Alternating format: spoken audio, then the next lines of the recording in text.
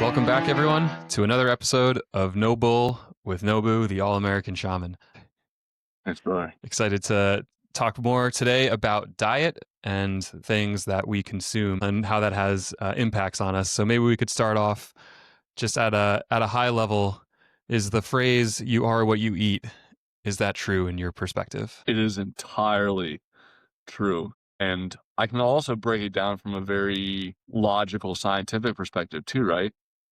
Because a calculator, a very simple machine computing tool, if we put 1 plus 1, we get the input dictates the output. Furthermore, a computer, right, what you put into a word processor is going to dictate what comes out in the screen. So we, as human beings, what our inputs are through the various gates, but especially, again, the mouth, yes, quite literally relates into what we become. Could you kind of talk us through what are some of the impacts, the types of inputs, whether like quality or quantity, and what kind of effects may come about for them?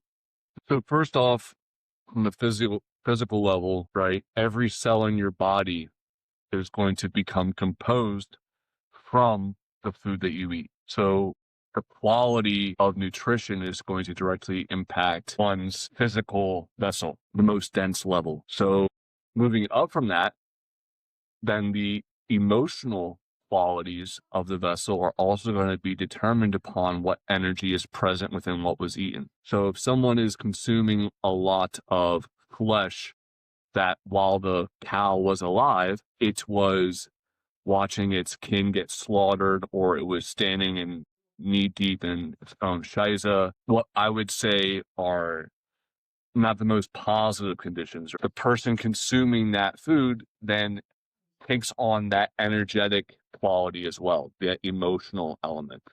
Because again, going back to the physics aspect of this, energy cannot be created or destroyed, only transferred or transmuted. So applying that physical gnosis to the metaphysical, we then see how there's no bypassing the energetics at play here, the mathematics of, well, we put this in, we're going to get this out. And I can speak from personal experience on my own dietary endeavors of when I was eating a lot of meat and flesh, that I was a much more aggressive, angry person. Because again, that energy cannot be bypassed. Does that sufficiently answer that? Yeah, and I think a way I heard it in the past, which at the time when I heard this, it didn't really make any sense to me. But like, food has information, and like almost like you're saying, the experience of the cow before you eat it has an impact on that information that then gets transferred to you as you digest it and make it become part of then who you are. And to me at the time, I was like, how does that make any sense? Like, how is that even possible? But the way you're speaking about it is, it's more of like an energetic field associated to it. It may not be, like the exact molecules that break down and like the protein or whatever that got morphed or changed by that experience, but it's just the energetic field that kind of surrounds that matter. Really, is that kind of how it gets transferred to then the consumer? Yes. Although again, it goes in and up and down every level. I think the word you used was perfect, field. That the aura, the collective unconscious, the memory of everything. I know from personal experience, for example, not even just food. If anyone who smokes cannabis knows, there's a big difference between cannabis grown in the basement of someone's house versus that's been grown out in the sun and around nature and positivity. It's going to be a massively different experience.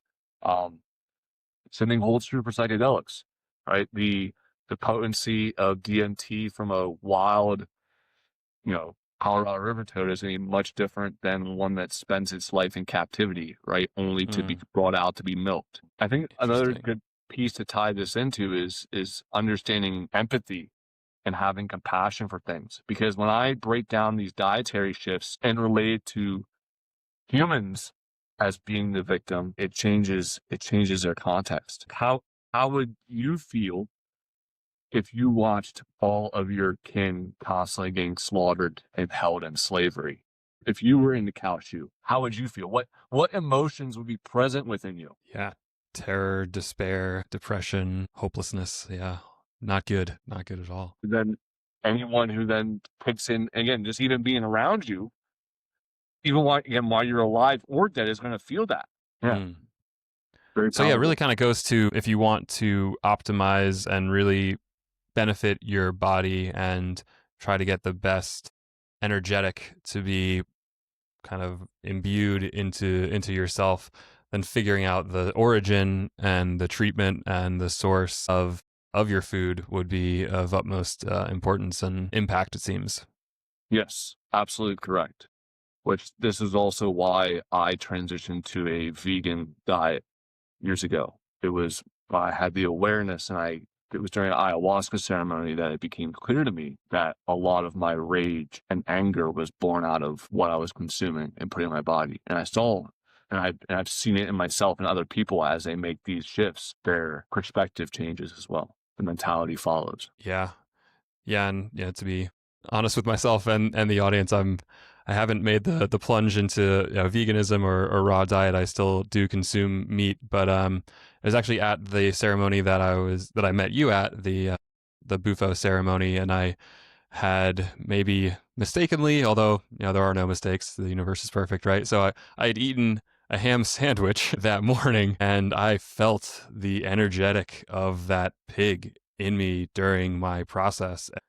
Wow, yeah, I'm like kind of just having flashbacks to it right now. It was pained, it was tormented, it like made me throw up bile, and like I've even to this day, that happened a couple years ago. Like I kind of get grossed out now by pork and pig and ham products because I like feel that visceral energy that I was kind of shown during that process. So that's kind of why I've been trying to take that into account now with my choices, because it is always a choice as to what you consume. And maybe you can talk a little bit more on that raw and vegan approach, some of the maybe frameworks that you operate under there, and the things that you look for, and the benefits that you are hoping to ingest from those food choices. Yes. So important thing to also touch on is biophotons, which is referring to the coherent sunlight energy or otherwise electromagnetic field that can be viewed actually with Kirlian photography of things.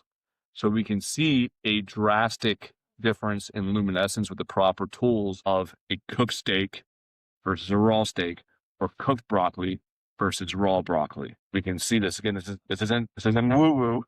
This is quite literally base dense science. It stands to reason. It's not a very long hop and a skip travel to realize that the more higher vibrational frequency foods that we then consume, the higher then the cells become a higher frequency, and then the consciousness also becomes a higher frequency, and it builds upon itself. The pyramid is roughly as follows: flowers and essential oils have the highest frequency, followed by fruits, followed by vegetables. Then we have grains, nuts, and seeds of that sort.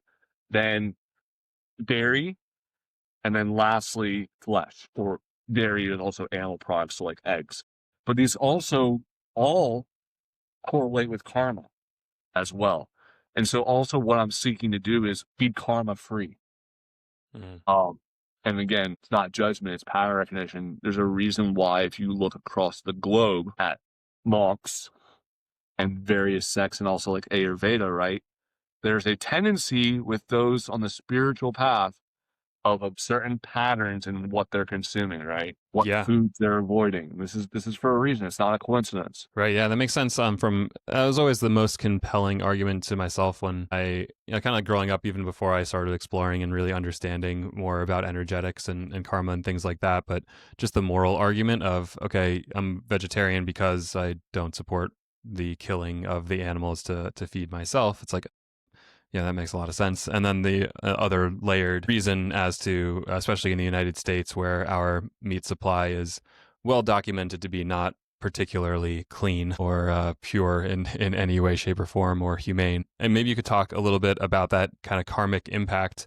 You said flowers and fruit, and because that's basically like for this plant, a flower is kind of like the beauty aspect of it, that it produces to get pollination, and then the fruit is created so that animals are enticed to eat it and then carry the seeds to grow more of the plant. So maybe you could talk a little bit about that karmic aspect of seeking to consume more of those high level vibration types of foods. Yes. And then not etymology this time, but phonetics. Fruit for you picked. It's right there. Never thought of that. That's awesome. It's Yeah. right there. Like the spelling, it's spell casting right in plain sight. You already hit the nail on the head, but just to go in deeper, when you take an apple from a tree, the organism is the consciousness is the tree, right? And it wants it wants that fruit to be eaten. It wants it to be consumed and the seeds to be spread far away. That's how it propagates, right? As its own method, and then you provide the fertilizer through your own fecal matter, which again, the fruit also then provides the perfect environment of carbohydrates and fiber to have a good bowel movement, right? And to spread it elsewhere, whether that be a bird, a bear, or a human being. But there's no loss of life in terms of the overall consciousness, right? Whereas conversely, something more dense on the scale and lower in frequency and higher in karma would be vegetables, right? You take a carrot out of the ground, that is a whole being. Like now that carrot is gone. It's not able to go through its cycle as well. Whereas conversely, again, a watermelon, another ground plant, watermelons grow off of vines.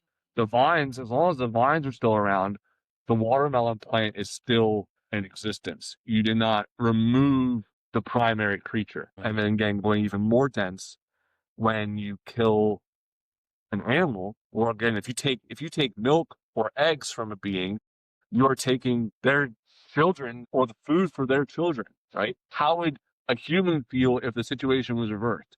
How would a human feel if their wife's or their daughter's menses was harvested once a month, could make food? How would you feel if your wife was being, or someone's spouse or woman in your life was being artificially impregnated or inseminated so that way she could merely continue to produce? Again, when we put ourselves in the shoes of what it is we're consuming, the karma and the consequences and the implications become very, very clear. Right. Don't remember who said this quote, but they said that when the slaughterhouses are closed, the wars will stop. Interesting.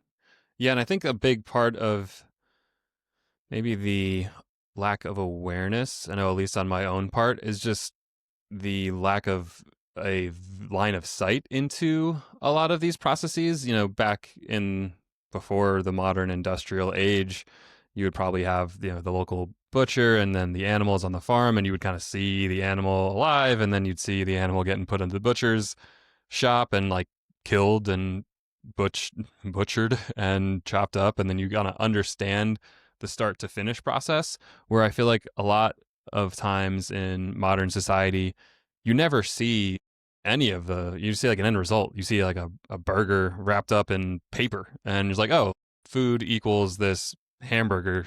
And that's all it is, and I'd have no idea where any of the ingredients came from. And so it's easy to maybe dismiss or just be unaware of any sort of connection to the larger ecosystem, the connection to Mother Earth and the animals and plants and innate spiritual essence of those inputs. And so I think that having more awareness and being able to kind of see how these processes unfold, and like you're saying, if you put yourself in the perspective like, okay, if these were humans, or if we treated these sentient animals as conscious sentient beings that have feelings, emotions, and agency to a certain extent, then it's a whole different math. I think that was like one of the maybe most effective tricks of the agriculture industry, is to convince us that only humans have souls and no animals do. And I've heard that repeated in different contexts, maybe sarcastically or not, of like, oh, like the cow doesn't have a soul, it's born dead or whatever. It's like, whoa. Like, how did they convince everybody of that? And so yeah, it's maybe easy to fall into that convenient framework of pretending like there is no karma associated with these decisions. But to those that do eat meat, I've come across in the past that as long as you have a reverence and a gratefulness to the animal that gave its life for you, it maybe can kind of reduce some of the negative impact. Have you heard any perspectives along that way for folks who do consume meat? There's again, and not everything's always black and white, and there's a spectrum of things, right? And even not to violate HIPAA, but like when you started working with me, I told you with giving your goals of making more money that you needed to be eating more meat to be optimally in that financial way, because eating like a predator, right? Capitalizing and profiting off the losses of others is an inherent part of business and making money. So again, if you want to have the consciousness and mindset of a predator, then you should eat like a predator. I'm just merely stating the rainbow for what it is instead of just pretending like it's not real. So that way people Right. do know that if they fall into these different states of disease, right, there's a way to fix that. But going back to what you said, yeah, if someone honors the animal and has reverence for it, that does drastically shift it, right? Because gratitude is a very powerful frequency. But I do think that at a certain point, humanity as a whole will also evolve out of that paradigm, right? Just as slavery and rape were pretty commonplace, and in fact, tolerated within the past couple millennia, Right. So yeah, and as you mentioned, predator, maybe you can kind of touch on that too, is predate was the kind of the etymology there, and like the before. evolutionary process you think would move more towards this less karma, more fruits and flowers and vegetables over time? Mm-hmm. Yes, 100%. And I think even long term beyond that, it will lead to more people living chronically, which I'm not there yet, but it's one of the goals. But touching on the predate and the karmic implications, Sadhguru put out a really good video once illustrating how much water it takes per different diets. And these aren't exact numbers, but I think it's like, it's 100 gallons of water to maintain a human being daily off fruit. And then it's, double that when we look at like vegetables. We have, double the amount of water, and then with dairy, triple, and then with meat, it is an egregious amount of water and primary resource that we've polluted as well on this planet that goes into just developing an entire cow. And then once it's slaughtered, now all that water that has been fueled into that production of that life and that resource is gone out of the equation again. Whereas the water that is necessary to sustain and build apple trees and orange trees and watermelon patches, you don't lose the investment, right? Because again, the primary it continues. It's cyclical. It's actually a more abundant mindset. Because also too, if everyone ate fruits as well, and then the seeds are propagating as nature intended, and we're not just flushing them down the toilet, right? There's going to be a continued exponential gain in resources available. Yeah.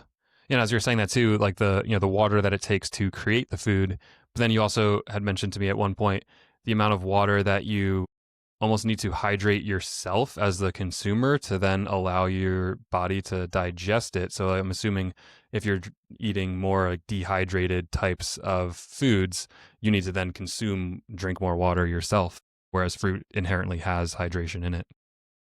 And I'd love to get into consumption of other things besides food, maybe more environmental things like media, television, movies, and things like that. But wanted to, again, like we do at the end of every episode, any last comments on the food topic? You are what you eat, the company you keep, with whom you sleep, and the music to which you beat. So choose wisely. Amen. Good words to live by. Thanks again, Nobu. Thanks everybody for listening. We'll see you on the next episode.